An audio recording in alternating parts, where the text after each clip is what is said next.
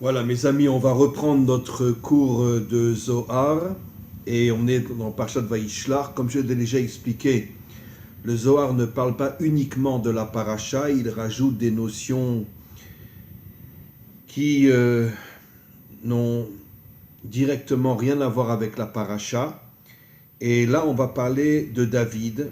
Je vais commencer à lire 2-3 phrases et après, bien sûr, on va rentrer dans les explications.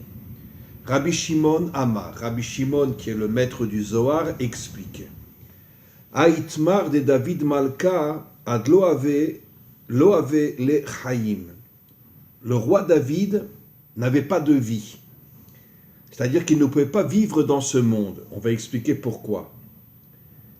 Bar de Adam Kadma Yehevle Shivim Shanin Medile, c'est Adam Arishon qui normalement aurait dû vivre 1000 ans, qui lui a donné 70 ans de sa vie. Comme on le sait, David a vécu 70 ans, et Adam Arishon a donné 70 ans de sa vie à David.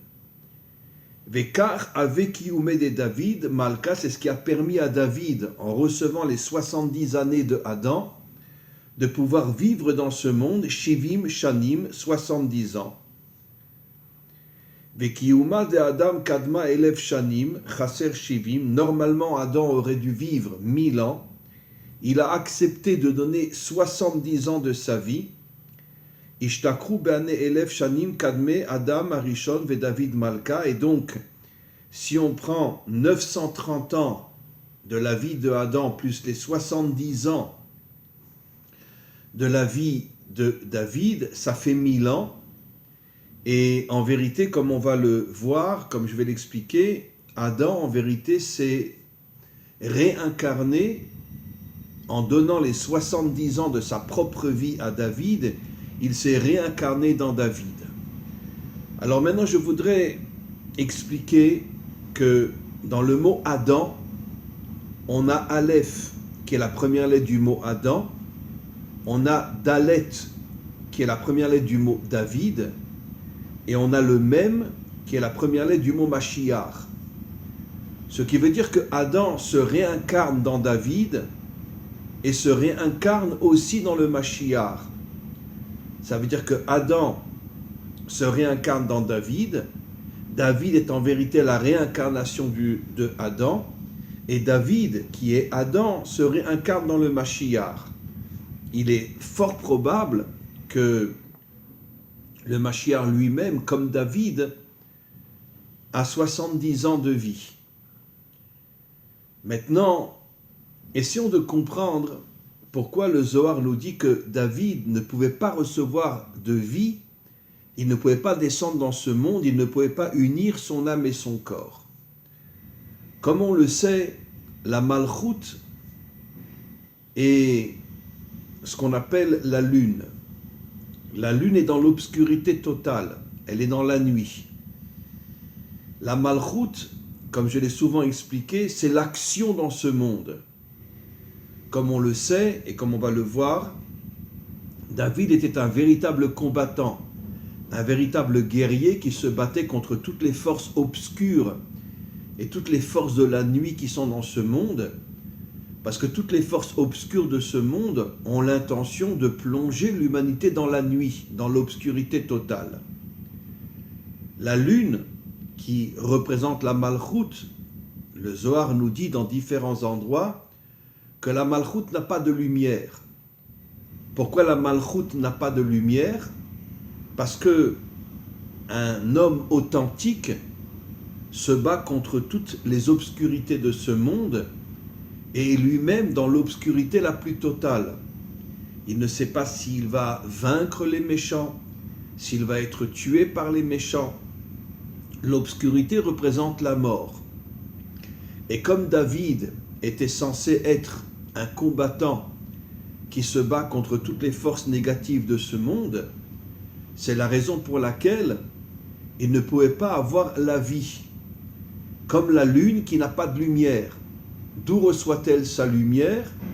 Elle reçoit sa lumière du soleil. C'est-à-dire que toute la lumière de la lune est liée au soleil.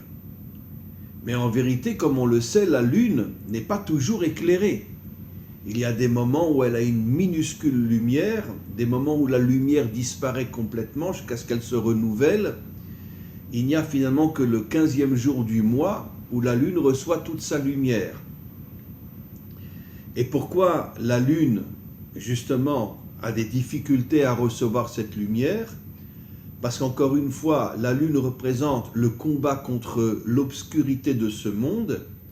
Nos maîtres disent clairement dans le Talmud que même s'il fait jour, si le soleil nous éclaire le jour, en vérité ce monde est dans l'obscurité la plus totale, parce que ce sont toutes les forces négatives qui dominent ce monde. Tout a commencé avec Nimrod, qui était un véritable dictateur, et ça n'a pas arrêté jusqu'à aujourd'hui.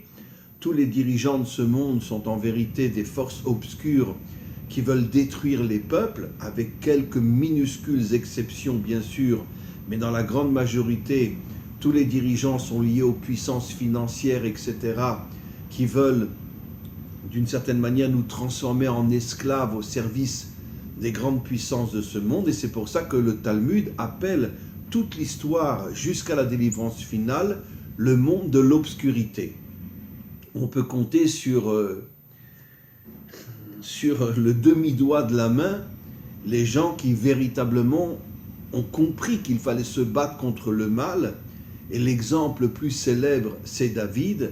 C'est la raison pour laquelle il est appelé Chai Vekayam, un homme qui d'une certaine manière est vivant dans toutes les générations, c'est-à-dire que David n'est pas remonté en haut, son âme n'a pas quitté ce monde. David est dans ce monde, il se réincarne dans ce monde, comme le dit le Bartonora, un des grands maîtres de la Torah, que surtout dans le dernier exil qui dure depuis 2000 ans, David se trouve dans chaque génération, personne ne le voit, personne ne le connaît, on ne sait pas qui il est, mais il est dans chaque génération, jusqu'au jour où David deviendra le Mashiach, et à ce moment-là, il amènera la délivrance finale, mais David se trouve dans chaque génération. Et pourquoi? Parce que David est appelé Chai Vekayam, il est vivant et il est dans ce monde, parce que David est le seul homme qui véritablement, tout son projet, toute sa mission, c'est de se battre contre tous les méchants de ce monde. Alors dans chaque génération, il le fait d'une manière qui est cachée, bien évidemment. Nous ne savons pas où est David dans chaque génération, jusqu'à ce qu'il se dévoile en tant que Mashiach. Je voudrais expliquer quelque chose que l'on verra après dans le Zohar, qu'en vérité, David est le sod de la Gvura. La Gvura, c'est-à-dire le combat contre le mal. Comme le mal représente l'obscurité totale, David est obligé de rentrer dans cette obscurité pour justement se battre contre le mal. Et c'est la raison pour laquelle, encore une fois, l'obscurité n'a aucune lumière, la lune n'a aucune lumière, elle reçoit sa lumière du soleil. Alors que représente le soleil? Selon les décodages bibliques, le soleil représente Tiferet, l'unité, qui éclaire la lune, qui éclaire la malchoute authentique qui se bat contre les méchants. Tiferet, comme je l'ai souvent expliqué, c'est l'unité. On comprend maintenant pourquoi Adam a donné 70 ans de sa vie à David. 70 fait allusion aux 70 peuples qui s'uniront à Israël au moment de la délivrance finale. Pourquoi David, encore une fois, vit 70 ans? Pour nous transmettre un message que tant qu'Israël ne sera pas uni aux 70 nations, on vit dans le monde de l'obscurité totale. Comme on le sait, les 70 nations ont été détruites par tous les dictateurs de l'histoire. Il reste bien sûr, je parle des nations adamiques, il reste bien sûr des Bnei Adam éparpillés partout dans le monde, mais il n'y a pas la reconstitution des 70 nations. C'est le Mashiach qui est en vérité la réincarnation de David, qui lui-même est la réincarnation de Adam, puisqu'on sait que Adam va venir réparer sa faute qu'il a commise en se réincarnant dans David et dans le Mashiach pour réparer la faute qu'il a commise et amener la délivrance finale. C'est ce qu'on appelle la Teshuvah, le retour vers Dieu. comme nos maîtres l'expliquent, que ce monde, le monde d'en bas, a été créé pour la Teshuvah, l'homme chute, l'homme tombe, mais revient après vers Dieu, et ça sera le cas de Adam. Donc encore une fois, toutes les forces obscures de ce monde s'appellent donc la nuit. Ceux qui combattent ces forces-là sont obligés de rentrer dans la nuit et dans l'obscurité, ne savent pas si elles vont pouvoir vaincre ces forces ou si elles vont être tuées par ces forces-là, comme ça a été le cas de très peu d'hommes qui se sont battus contre le mal, mais certains qui ont voulu se battre contre le mal ont été éliminés. La raison pour laquelle le Mashiach, lui, ne sera pas éliminé, c'est parce que le Mashiach va se connecter à la Bina.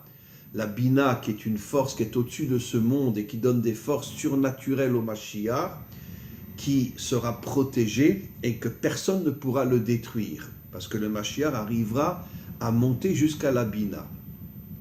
David, lui, était aussi connecté à la Bina, c'est pour ça qu'il a pu se battre contre les forces négatives de ce monde.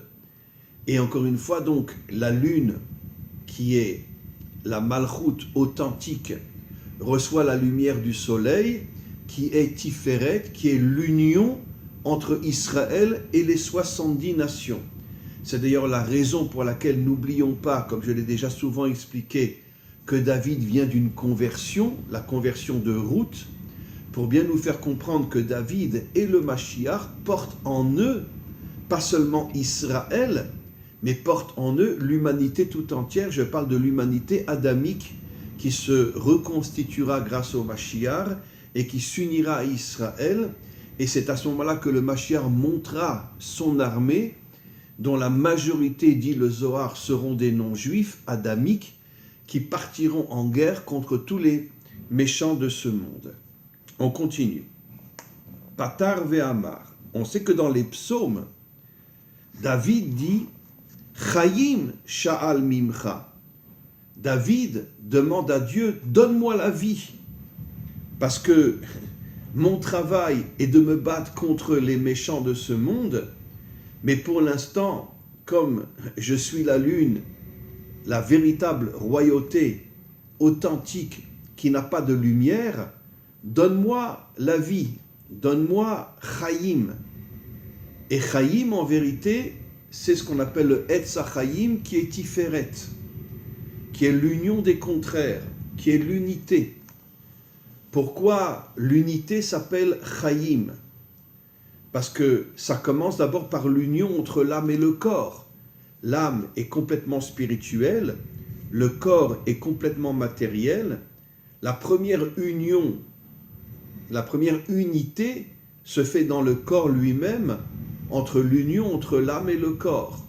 Mais après, ça doit aller beaucoup plus loin. Israël doit s'unir aux 70 nations adamiques et ensemble, ils vont se battre contre tous les dictateurs et tous les méchants de ce monde qui sont tous des déguisés aujourd'hui. Et donc, David demande la vie. Ce qui est très intéressant, c'est que dans le mot Chaim, la première lettre Chet fait allusion à la Chaya, le 4e niveau de l'âme. Le Yud fait allusion à la Yechida, le 5e niveau de l'âme. On sait que l'âme a 5 niveaux, Nefesh, Ruar, Neshama, Chaya, Yechida. Et donc dans le mot Chaim, on a les 2 niveaux les plus hauts de l'âme qui sont la Chaya et la Yechida. Après, il reste encore un Yud et un Mem. Le Yud, le 2e Yud fait allusion au Yesod, qui est la pureté sexuelle, et le Mem fait allusion à Malchut. Ça veut dire que la Malchut authentique ne peut se dévoiler que si l'homme a une pureté sexuelle impeccable. Ça veut dire qu'il ne se débauche pas. C'est ce que nos maîtres nous disent, que la raison profonde de l'exil, c'est à cause de la débauche qu'il y avait dans le Ham Israël. Plus encore que l'idolâtrie et plus encore que d'autres fautes.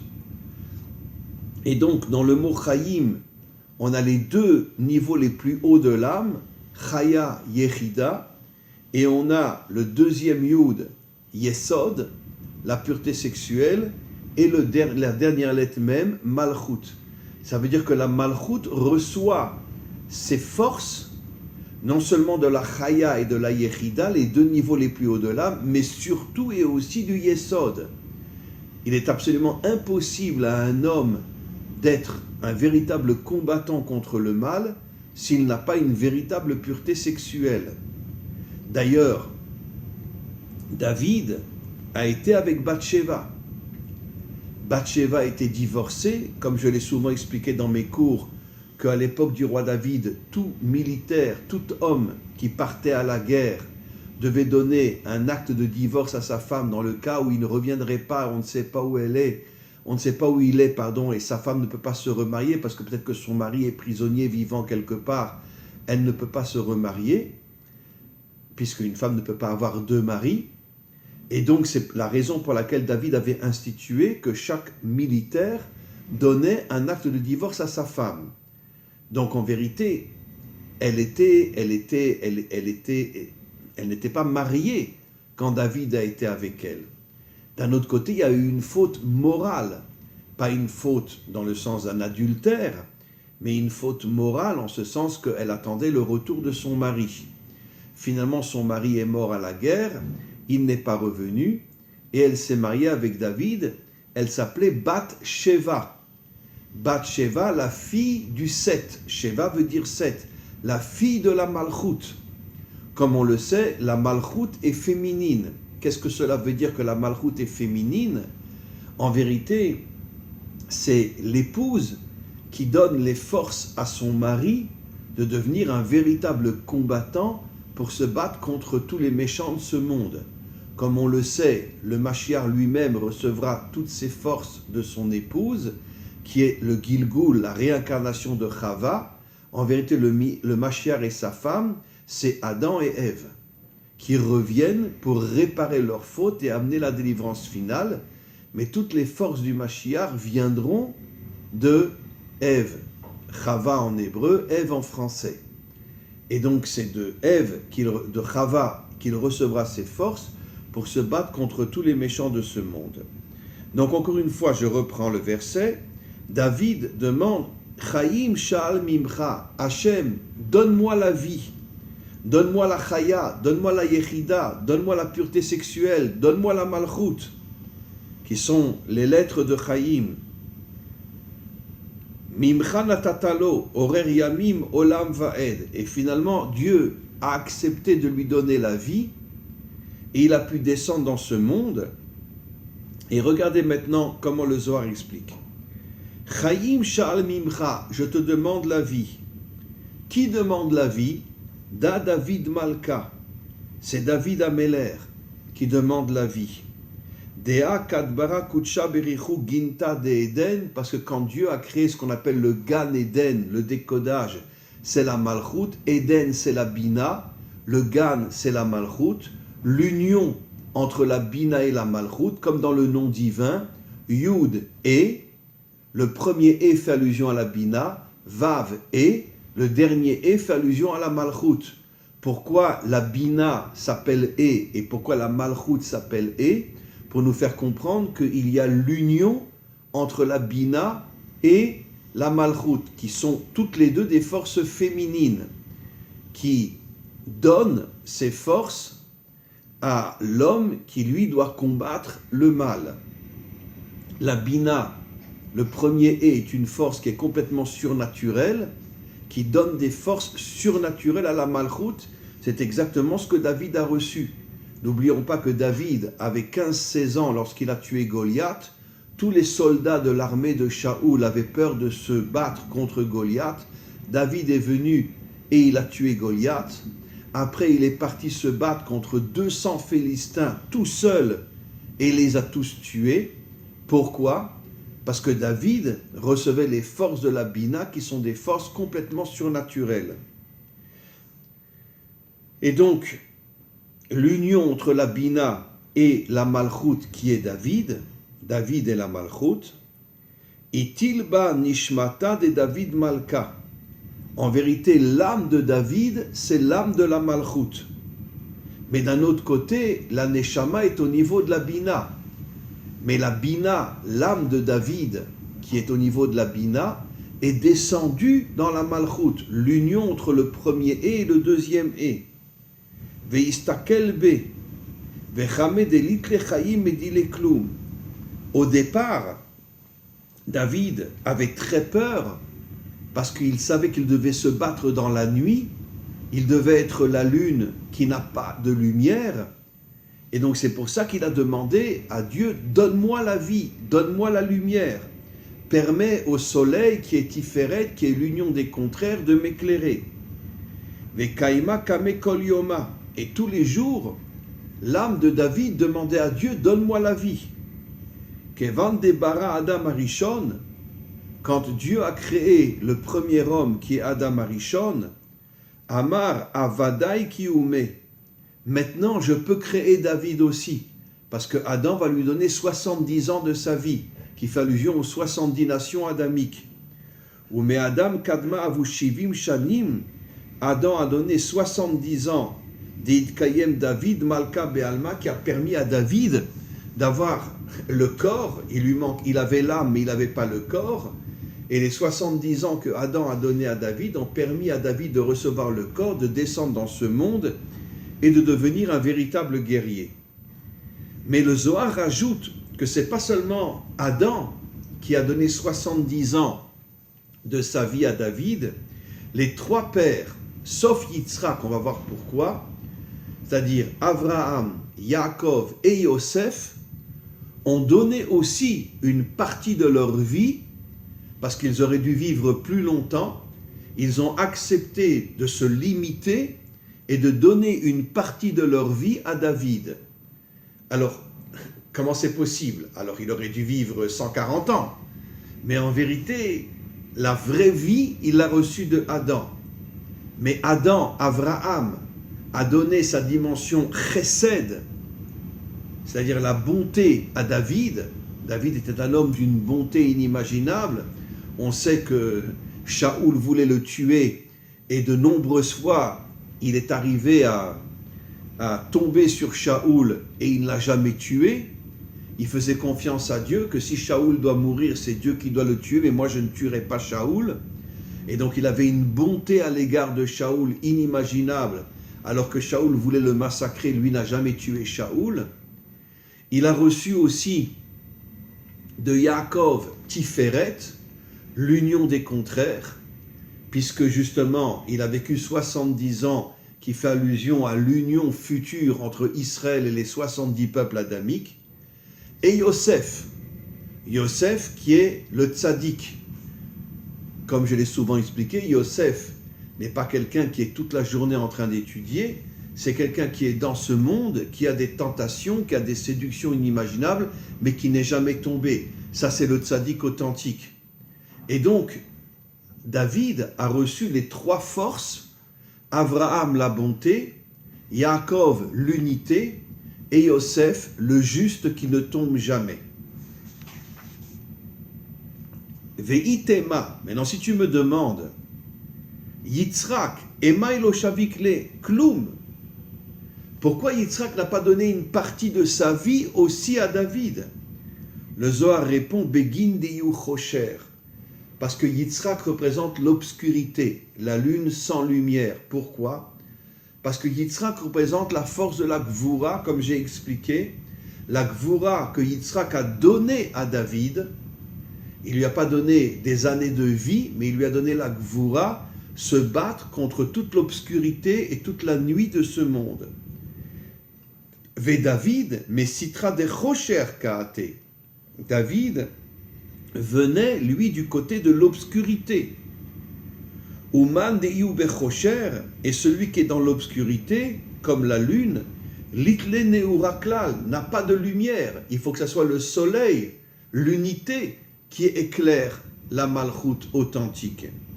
Velitle chaim, donc il n'a pas de vie, puisqu'il n'a pas de lumière. La lune est dans l'obscurité totale, si le soleil ne l'éclaire pas. Ou begin kar, et c'est la raison pour laquelle David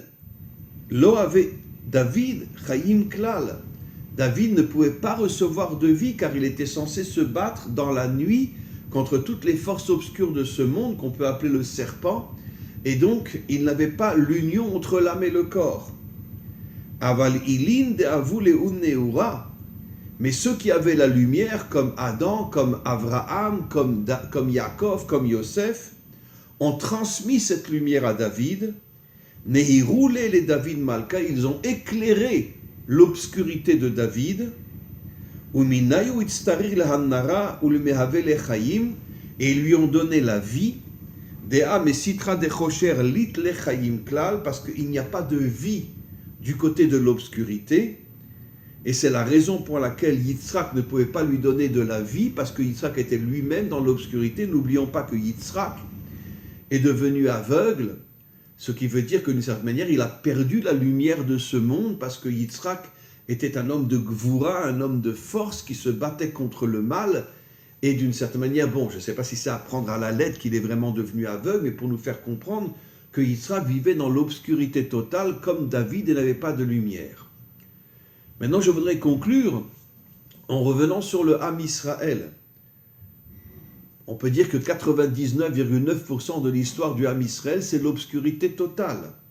Sur 4000 ans d'histoire, 3000 ans d'exil, et sur 1000 ans où Israël était sur sa terre, Israël était dirigé dans sa grande majorité par des rois extrêmement crapuleux qui ont voulu faire tomber Israël. C'était des introduits du Erev Rav qui voulaient détruire Israël de l'intérieur. Comme on le sait, Israël est le peuple le plus infiltré sur terre dans le but de le détruire de l'intérieur, et tous ces rois étaient des crapules qui n'étaient absolument pas juifs, qui se faisaient passer pour des juifs. Ils étaient nés de mère juive, mais ils n'avaient pas d'âme juive, et donc ils voulaient détruire Israël. Donc finalement, pratiquement sur 4000 ans d'histoire jusqu'à la délivrance finale, Israël est dans l'obscurité totale. Pourquoi? Nos maîtres disent parce que Israël représente la malchoute authentique qui n'a pas de lumière. Et pendant 4000 ans, depuis finalement la sortie d'Égypte, où on est devenu un peuple, on n'a pas de lumière, on vit dans l'obscurité totale. L'exil, surtout le dernier exil, les pogroms, l'Inquisition, les croisades, la Shoah, on a vécu une histoire inimaginable. Même à l'époque des Grecs, avant les Romains, la guerre entre les Hashmonaïm et les Grecs.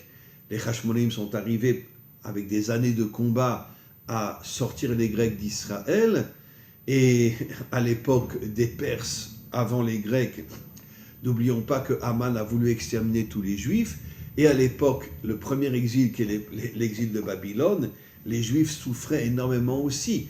Donc finalement, Israël vit dans l'obscurité la plus totale. Mais pourquoi? Parce que Israël est censé justement comprendre que toute sa mission, c'est de combattre la nuit, combattre le mal. Et c'est pour ça qu'Israël est dans la nuit. Malheureusement, pendant des millénaires, Israël n'a pas véritablement compris sa mission, et donc c'est la raison pour laquelle Israël est constamment détruit, même si le peuple juif ne disparaît pas, mais sur le plan individuel, des millions d'hommes et de femmes et d'enfants et de nourrissons sont exterminés pendant des millénaires. Même aujourd'hui en Israël, il y a constamment des attentats. Bon, ce n'est pas des millions qui meurent, mais il y a malheureusement des attentats. Récemment, un gosse de 16 ans est mort aussi dans une explosion près d'une station de bus, que les Arabes avaient posé là-bas une bombe. Et il y a pratiquement tous les jours des attentats en Israël. Donc Israël vit dans l'obscurité totale. Mais qu'est-ce que cela veut dire? Cela veut dire qu'Israël doit se réveiller et comprendre que cette obscurité dans laquelle il vit est là pour lui permettre de rentrer dans l'obscurité et se battre contre toutes les forces obscures de ce monde. Et ceci se passera bien évidemment au moment de la délivrance finale, où Israël va se réveiller et va accepter d'être l'armée du Mashiach avec une majorité de non-juifs adamiques qui eux seront dans l'armée du Mashiach, mais il y aura une union entre les 70 nations et Israël, et ils partiront en guerre contre tout le mal et tous les méchants de ce monde. Comment ce réveil va se produire? ce n'est possible qu'avec le Mashiach, qui est, encore une fois, la réincarnation de Adam, qui se réincarne dans David, et David dans le Mashiach. Et pourquoi Adam? Parce que Adam veut réparer la grave faute qu'il a commise. La faute qui s'appelle d'avoir mangé de l'arbre de la connaissance du bien et du mal, au point qu'il est tombé dans le mal, qu'il a plongé toute l'humanité dans le mal, et que malheureusement, jusqu'à la délivrance finale, l'humanité vit constamment beaucoup plus dans le mal que dans le bien, mais il y aura ce réveil au moment de la délivrance finale, et il y aura l'unité entre Israël et les 70 nations adamiques qui partiront tous ensemble contre tous les méchants de ce monde, afin de créer l'unité dans ce monde, la lumière dans ce monde. Le monde retrouvera sa véritable lumière, qui est bien sûr n'est pas la lumière du soleil, mais la lumière divine qui éclairera l'humanité. Be'ezrat Hashem, avec l'aide du Maître du monde. Amen ve Amen.